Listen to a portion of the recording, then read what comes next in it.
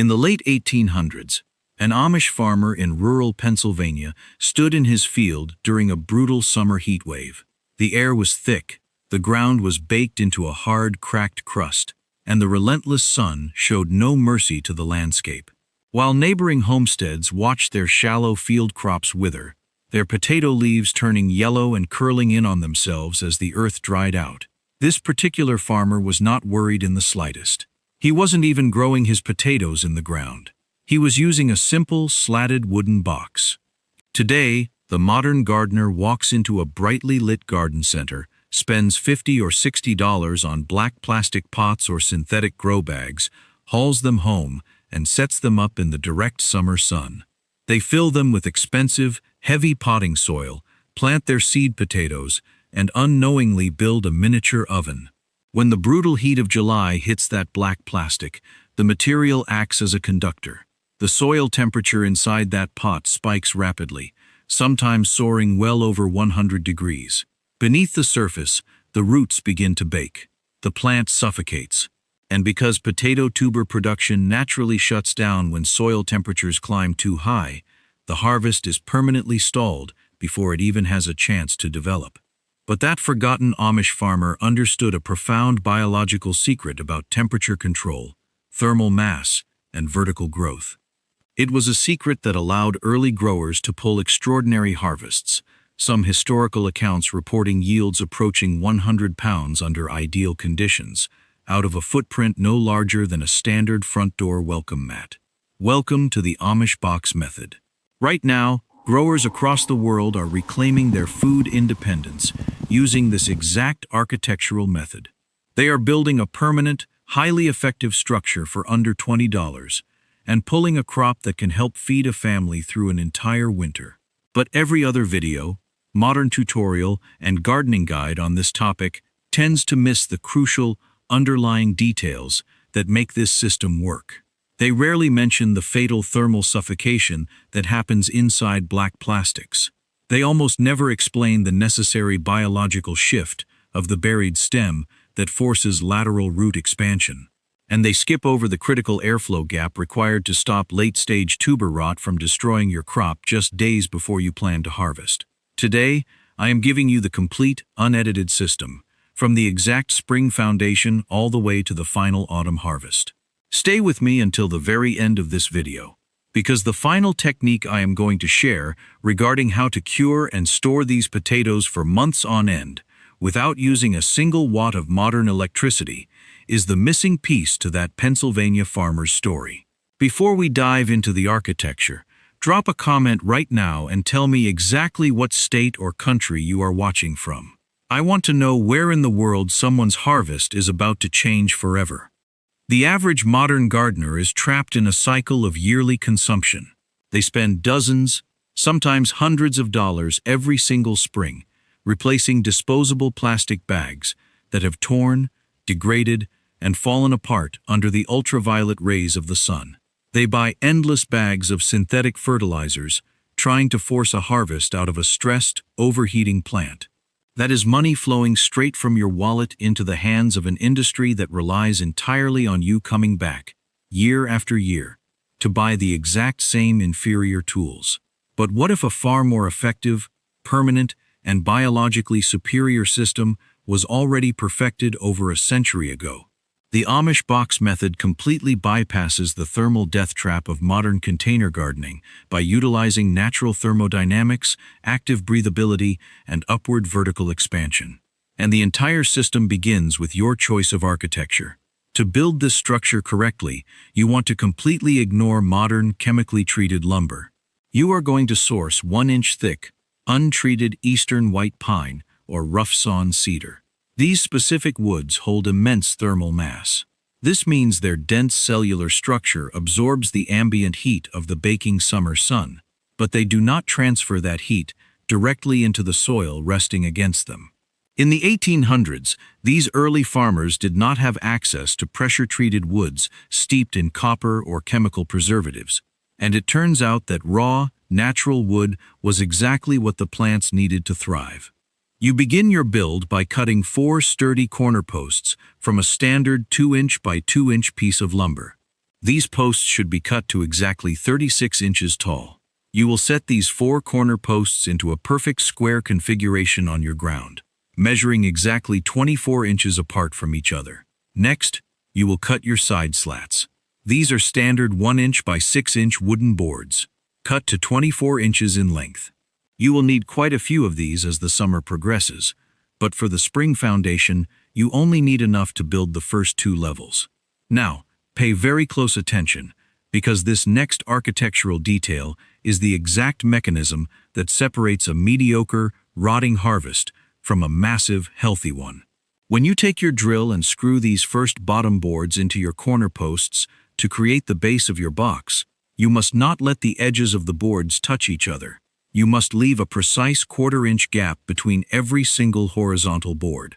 This 1/4-inch gap acts as the respiratory system, the lungs, of the entire structure.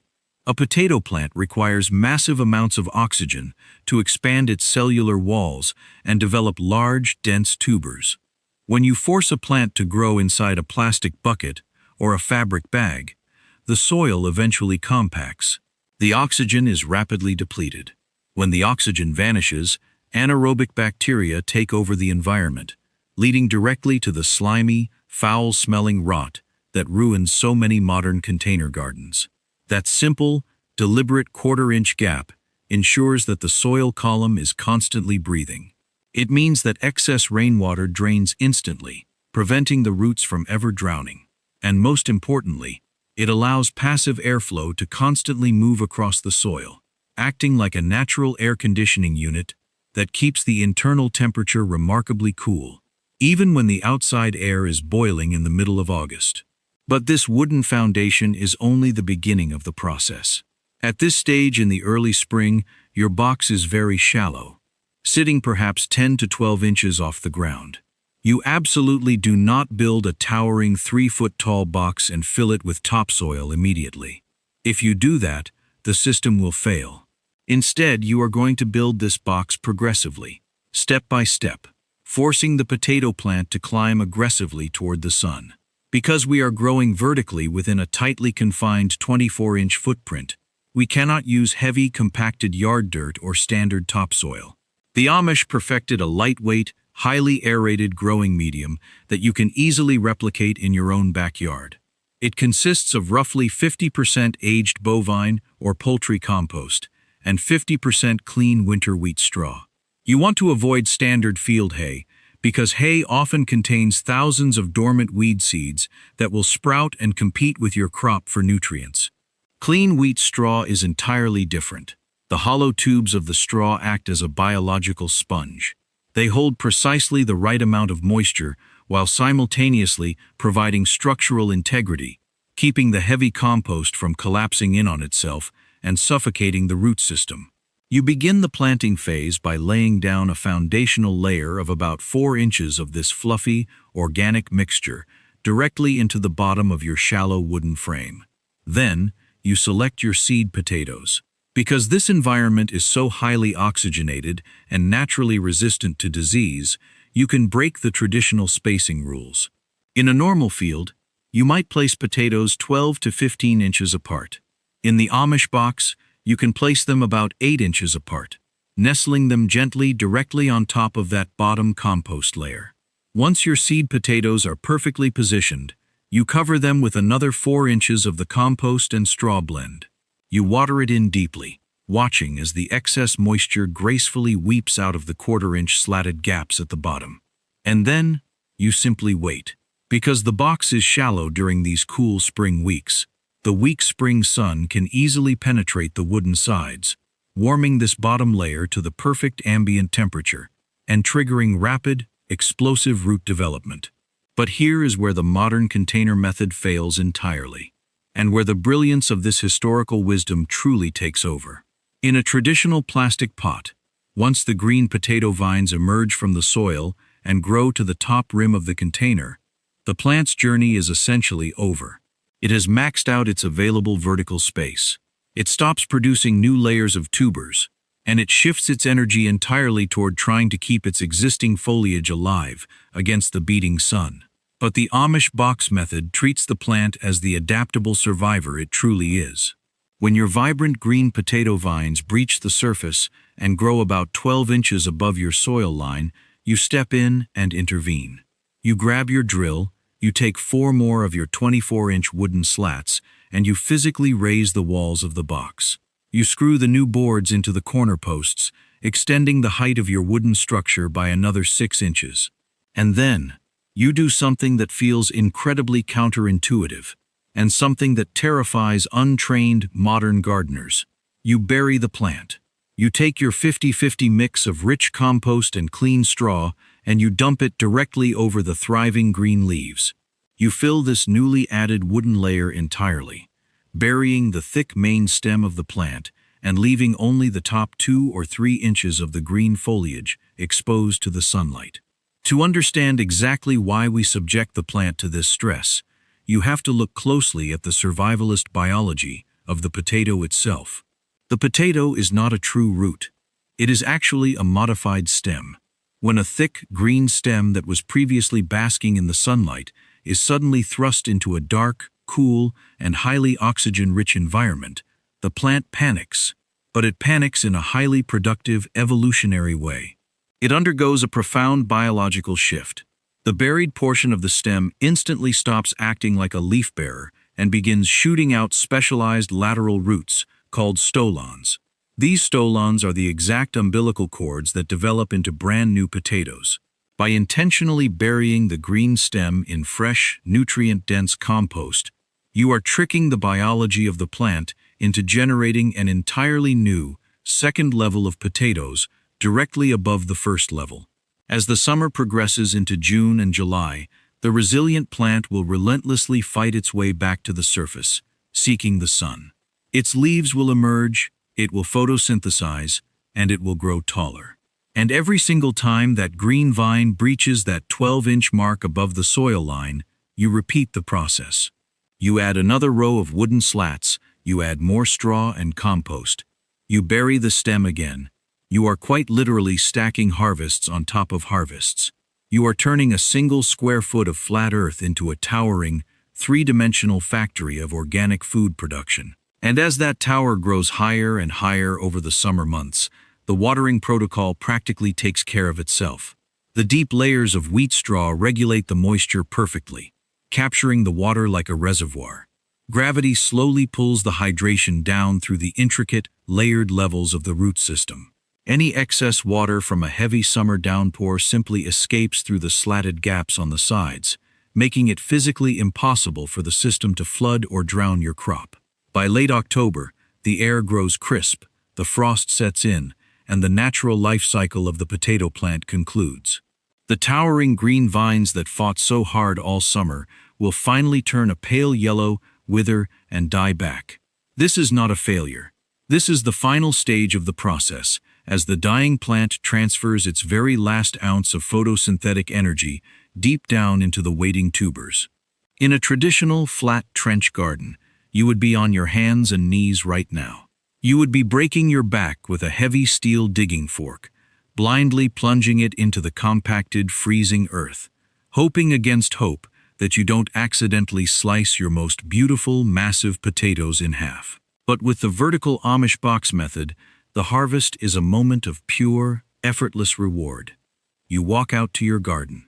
You reverse the bit on your power drill, and you simply begin unscrewing the bottom slats of the wooden box. Gravity does all of the heavy lifting.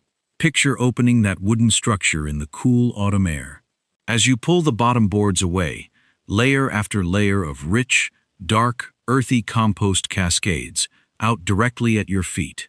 The loose straw falls away, revealing pristine, massive tubers the size of your fist, perfectly layered all the way from the top of the 3-foot box down to the very foundation.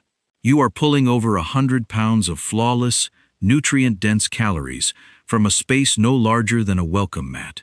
There is no desperate digging. There are no sliced, ruined tubers. There are no broken backs or sore knees. There is just pure, unadulterated, overwhelming abundance pouring out onto the ground.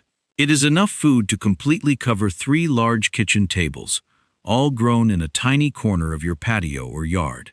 But that legendary Pennsylvania farmer's story did not end with the harvest. Growing the food, as impressive as it was only the first half of the battle. Preserving that massive yield without the luxury of modern refrigeration was the true secret to his family's survival through the bitter winter. I found an incredibly vital preservation technique detailed in early, obscure agricultural journals, outlining a zero-electricity curing process used by early homesteaders. This process naturally hardens the skin of the potato, sealing the internal moisture inside, and helping prevent the dreaded winter rot for months on end. When you pull these beautiful potatoes from your wooden box, your first instinct will be to carry them to the hose and wash them clean. You must resist that urge. Exposing freshly harvested potatoes to water immediately invites bacterial decay and significantly shortens their shelf life. Instead, you simply take your thumb and gently brush away the dry dirt. Leave them unwashed. Then, you must cure them in a state of absolute darkness for roughly 14 days. The environment for this curing process should ideally sit at about 60 degrees Fahrenheit, with a relatively high ambient humidity. Early farmers achieved this perfect microclimate by layering their unwashed potatoes in shallow, breathable wooden crates. They carefully separated each layer of potatoes with dry newspaper or rough burlap sacks, and they placed these crates in the darkest, lowest, coolest corner of a root cellar or basement. During these crucial 14 days in the dark, a miraculous chemical reaction occurs on the surface of the vegetable. The delicate outer skin of the potato begins to thicken and completely cork over. Any minor scratches, scuffs, or dents that occurred during the harvest will literally heal themselves, scabbing over to form a natural, impenetrable barrier against airborne bacteria and fungal spores. Once this 2-week curing period is successfully complete, these hardened potatoes can be safely stored in any cool, dark pantry or cellar. They will remain firm, sweet, and perfectly edible deep into the winter, and often all the way into the following spring. If you have ever stood in the brightly lit produce aisle of a modern grocery store in the dead of winter, staring down at a plastic bag of chemically treated, mechanically harvested potatoes that have been shipped thousands of miles, and you have felt a deep, frustrating sense that you are paying a premium price for inferior, flavorless food, you now know that there was always another way. There still is. For decades, we have been subtly conditioned to believe that growing our own substantial food supply requires vast acreages of open land, thousands of dollars in heavy motorized machinery, and a constant, unbreakable reliance on synthetic fertilizers and pesticides. But true, lasting security does not come from a grocery store shelf, and it cannot be bought in a plastic bag. It comes directly from the soil. It comes from understanding the ancient biology of the earth and working alongside it, rather than trying to trap it, heat it, and suffocate it. It comes from taking a few pieces of inexpensive scrap wood, a handful of rich compost, and a single, humble seed, and having the knowledge to turn it into a literal mountain of sustenance for your family. If you are the kind of person who believes that true wealth is grown in the dirt, not bought in a store, and that self-sufficiency is the ultimate form of personal freedom, then you already know exactly what belongs next in your feed. Subscribe to the channel right now, because the next historical system I am going to share with you goes even deeper into the forgotten arts of natural food preservation, and I promise you, it makes this wooden potato box look like the introduction. Source your wood, build the box, plant the seed, reclaim your harvest. I will see you in the next masterclass.